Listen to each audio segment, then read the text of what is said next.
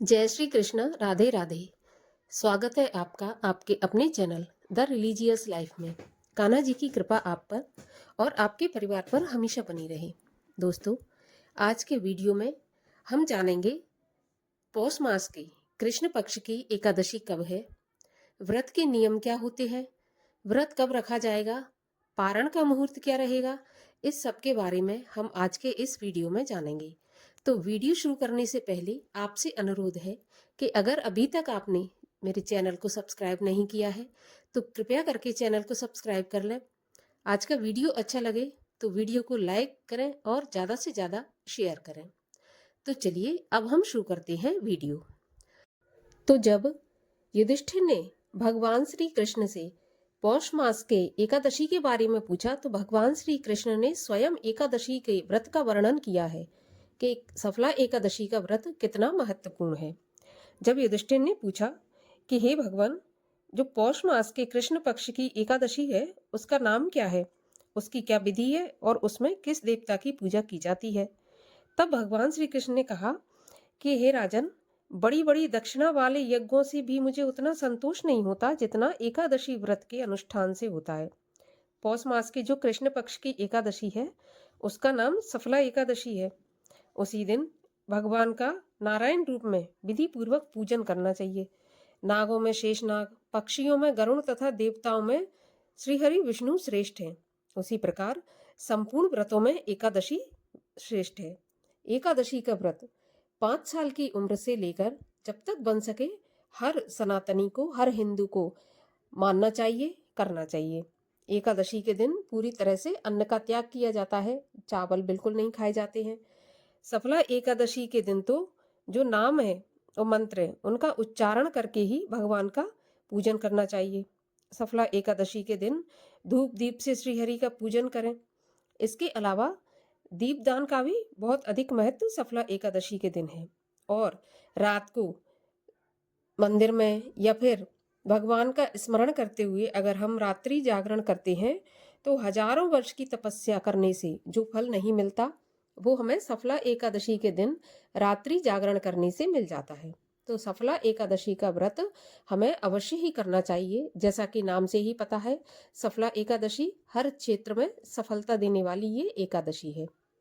अब अगर नियमों की बात करूं तो नियम जैसे पूर्व में किए जाते हैं एकादशी के वैसे ही करना है। दशमी के दिन सूर्यास्त के बाद भोजन नहीं ग्रहण करना है, अन्न और नमक का सेवन नहीं करना, रात्रि में पूरी रूप से ब्रह्मचर्य का पालन करना है। इसके अलावा भूमि पर शयन करना है। आप रात्रि में ही ब्रश कर कर सोए, क्योंकि अगले दिन ब्रश नहीं करना है। 12 बार आप कुल्ला करें और मुख शुद्धि करें, क्योंकि एकादशी के दिन ब्रश नहीं करना चाहिए। और दातून भी नहीं करना चाहिए, क्योंकि दातून करने के लिए हमें किसी भी पेड़ की टहनी वगैरह तोड़नी पड़ेगी और एकादशी के दिन कोई भी पत्ती, फूल, टहनी, वृक्ष को तोड़ना मना है।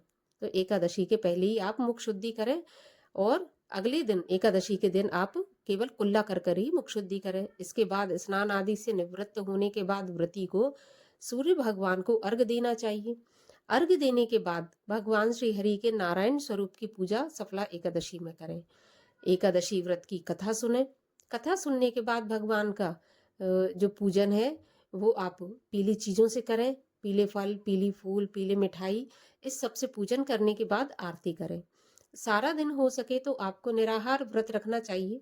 अगर निराहार व्रत नहीं रख सकते तो कम से कम एक बार फलाहार करके व्रत रखना चाहिए। अन्न का सेवन बिल्कुल नहीं किया जाता। अब रात्रि में भगवान की आरती करने के बाद रात्रि जागरण अवश्य करना चाहिए। अब बात आती है कि अगर पूरी रात जागरण नहीं कर सकते तो आप मध्य रात्रि तक जागरण जरूर करें। और जागरण के लिए आप भगवान का नाम स्मरण, माला, भगवान का भजन कीर्तन, जो भी आप भगवान के नाम के सानिध्य में करें वो आप करें। इस प्रकार रात्रि जागरण करना चाहिए। अब अगले दिन आपको सुबह ऐसे ही ब्रह्म मुहूर्त में फिर उठना है। उसके बाद स्नान आदि से निवृत्त होने के बाद भगवान का पूजन करें, अर्चन करें। और जो पारण का मुहूर्त बताया जाता है उसी मुहूर्त में व्रत का पारण करना है। क्योंकि अगर एकादशी का व्रत हम करते हैं और पारण शुभ मुहूर्त में नहीं करते तो एकादशी के व्रत का फल प्राप्त हमें नहीं होता। पारण का भी बहुत अधिक महत्व एकादशी के व्रत में बताया गया है। पारण हमें, वैसे तो शास्त्रों में कहा गया है कि जो गौमूत्र है उससे पारण करना चाहिए, लेकिन अगर इससे संभव नहीं है तो तुलसी पत्र, गंगा जल, इसके अलावा चावल से भी आप पारण कर सकते हैं। शुद्ध और सात्विक भोजन आपको दशमी के दिन भी करना चाहिए और द्वादशी के दिन भी शुद्ध सात्विक बिना प्याज लहसुन का भोजन करना चाहिए। तभी ये एकादशी का व्रत पूर्ण माना जाता है।